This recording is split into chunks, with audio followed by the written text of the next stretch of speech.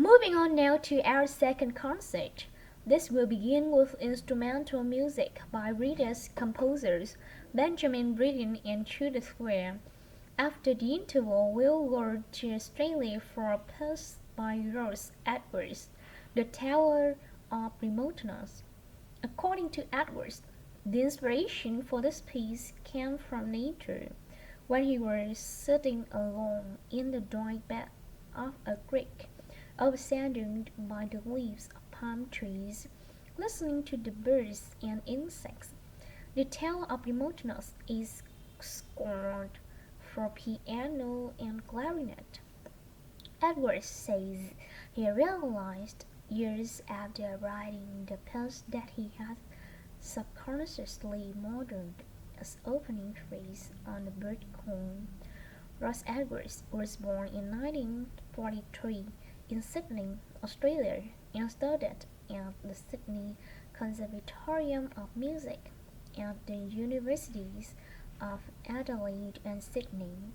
He is well known in Australia, and in fact, he is one of the country's most performed composers.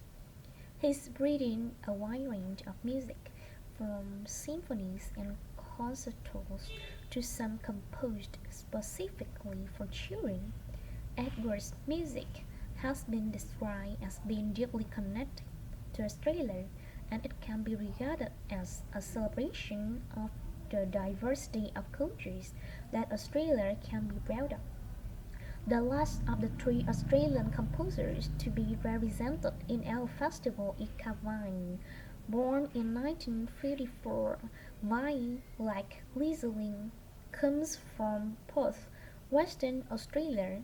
He took up the cornet at the age of 5, switching to the piano 5 years later. However, he went to universities to study physics before changing to composition. After graduating, he moved to Sydney and worked as a freelance pianist and composer.